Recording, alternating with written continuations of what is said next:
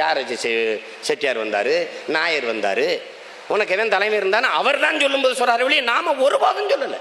கருணாநிதியை நாங்கள் தெலுங்குன்னு நாங்கள் சொல்லவே இல்லை. ஆந்திராவுக்கு போனவொன்னா அவர் மனவாடுன்னு அவன் சொல்கிறான் என்கிட்ட. நானா சொல்கிறேன்?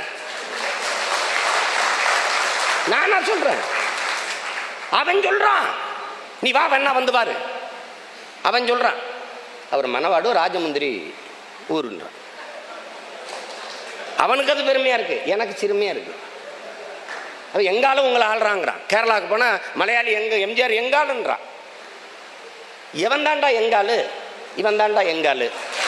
வேற என்ன எங்களுக்கு வழி என்ன இருக்கு?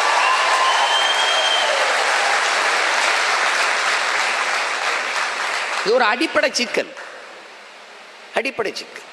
தமிழன் யார் தலைமை இருக்கோ, இந்த ஹாஜா கனி வந்தால் என்ன மதம்னு கேட்பான், சீமான் வந்தால் நீ என்ன சாதின்னு கேட்பான், திருமாவளவன் வந்தால் என்ன சாதின்னு கேட்பான். கருணாநிதி டேண்டா கேட்கல, எம்ஜிஆர் டேண்டா கேட்கல, விஜயகாந்த் டேண்டா கேட்கல, ஜெயலலிதா டேண்டான்னு கேட்க மாட்டான்.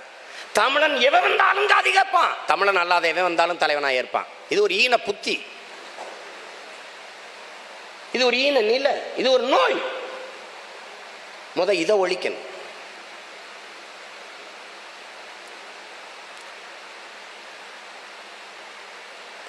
எல்லாரையும் தலைமை ஏற்றுட்டோம். மராட்டியத்தை தாய்மொழியாக கொண்டவன், இந்தியை தாய்மொழியாக கொண்டவன், கன்னடத்தை தாய்மொழியாக கொண்டவன், மலையாளத்தை தாய்மொழியாக கொண்டவன், தெலுங்கை தாய்மொழியாக கொண்டவன், எல்லாரையும் தலைமை ஏற்றுட்டோம். ஆனால் இதில் யாராவது ஒருவர் தமிழை தாய்மொழியாக கொண்ட நம்மை தலைமை ஏற்றுக்கிறார்களா? பெருந்தலைவர் காமராஜர், நேரு இறந்து போகிறார், லால்பகதூர் சாஸ்திரி கொண்டு வரார், லால்பகதூர் சாஸ்திரி இறந்து போகிறார், இந்திரா காந்தியை கொண்டு வருகிறார். இந்திரா காந்தியை முன்மொழிகிற போது அருகில் இருந்த தலைவர் எல்லாம் சொல்கிறார், ஐயா எதுக்கு எல்லாரையும் நிறுத்திக்கிட்டு நீங்க நின்றுங்க பேசாம. நம்ம சொன்னா ஓட்டு போடுவான், நின்னா போட மாட்டான். எப்படி இருக்கு? அவ்வளவு பெரிய தலைவனையே அவன் நின்னா ஏற்க மாட்டான். அவன் ஏற்கல தலைவன், நமக்கு பிடிக்கல.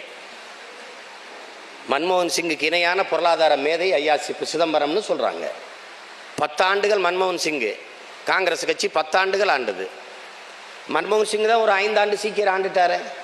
அவருக்கு இணையான ஒரு அறிஞர்னு சொல்றாங்களே, ஒரு தமிழரை ப. சிதம்பரத்தை ஏற்றி வச்சிருக்க வேண்டியதானே பிரதமரா? ஏற்க மாட்டான்.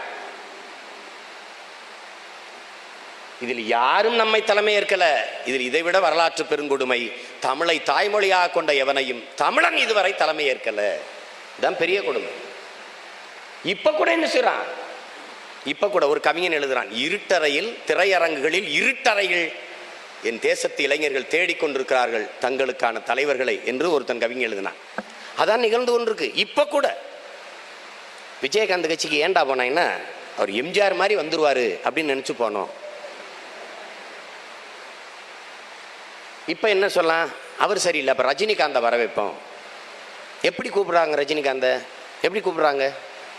உங்களை விட்டால் இந்த நாட்டை ஆள்வதற்கு ஒருத்தனுக்கும் தகுதி இல்லை அப்படின்னா 12 கோடி தேசிய மக்களை அவமதிக்கிற ஒரு செயலா இல்லையா, சொல்லா இல்லையா? இத்தனை பேர் அறிஞர்கள், இது மாதிரி எத்தனை ஆயிரக்கணக்காக இந்த மண்ணையும் மக்களையும் தன் உயிருக்கு மேலாக நேசிக்கிற பேரறிஞர்கள், பேராற்றல் கொண்டவனை ஈன்ற இனம். இதுல ஒருத்தன் கூடவாடா இந்த இனத்திற்கு தலைமை இருக்கிற தகுதி பெறல. ஒருத்தன். மறுபடியும் ரஜினிகாந்த் வா, மறுபடியும் அவன் வா, இவன் வா. அப்புறம்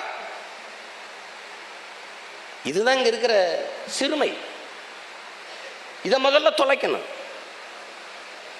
உருவ படம் பொறிச்ச போய் பால் குடத்துக்கு ஒரு சிறந்த உணவு, விலை உயர்ந்த உணவு, குடங்குடமாக கொஞ்சம் கொட்டுறது, கையில் சூடத்தை ஏற்றுறது, அவன் எப்படி முடிவற்றானோ அதே மாதிரி வெட்டிக்கிறது.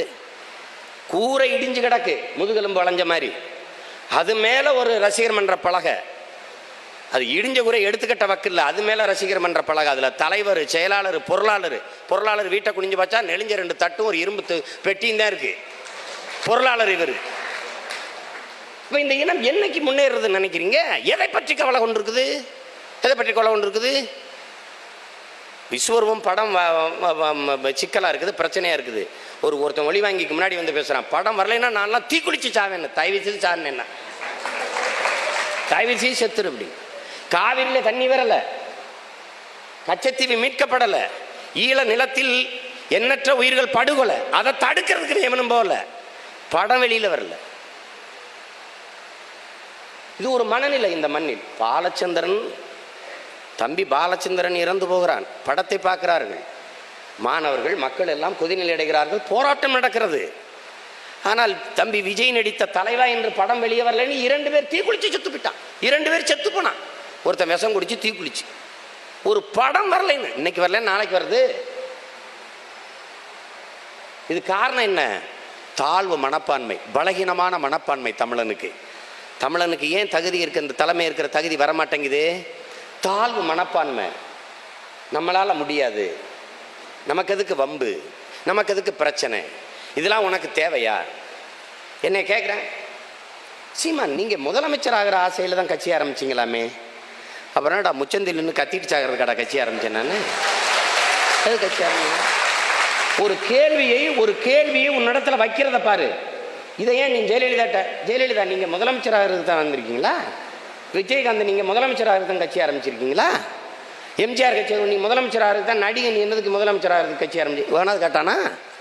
இந்த மண்ணின் பிள்ளைகள் வரும்போது நீ எல்லாம் முதலமைச்சர் ஆகலாமா, உனக்கெல்லாம் அந்த தகுதி இருக்குதா அப்படின்னா என்ன அர்த்தம்? இந்த மண்ணின் பிள்ளைகளுக்கு இந்த மண்ணை ஆள வேண்டும் என்ற கனவு கூட, ஒரு சின்ன ஆசை கூட வரக்கூடாது என்கிற அற்ப எண்ணம் இந்த நாய்களுக்கு இருக்கு. இந்த நாய் அப்ப என்ன வெறி வருது? எனக்கு இல்லாத உரிமை இந்த நிலத்தில் வேறு எவனுக்கு இருக்குது? எனக்கு இல்லாத உரிமை யாருக்கு இருக்குது? ஸ்டாலினுக்கு இருக்குதா? கருணாநிதி மகன். அதை தவிர எனக்கு அவருக்கு ஒரு தகுதி விடா பார்ப்போம், வைடா பார்ப்போம், வை பார்ப்போம். நானும் ஸ்டாலினும் பேசுறது, இந்த மண்ணும் இந்த மக்களும் அனுபவிக்கிற துயர துன்பங்களை நான் அப்படியே பேசுறேன். நீ எழுதி வச்சு படிக்காம பேசிட்டு பார்ப்போம். அப்புறம் உனக்குள் இந்த மண்ணும் இல்லை, மக்களும் இல்லை, அவர்கள் படுகிற துன்ப துயரங்கள் காயங்கள் எதுவுமே இல்லை. எழுதி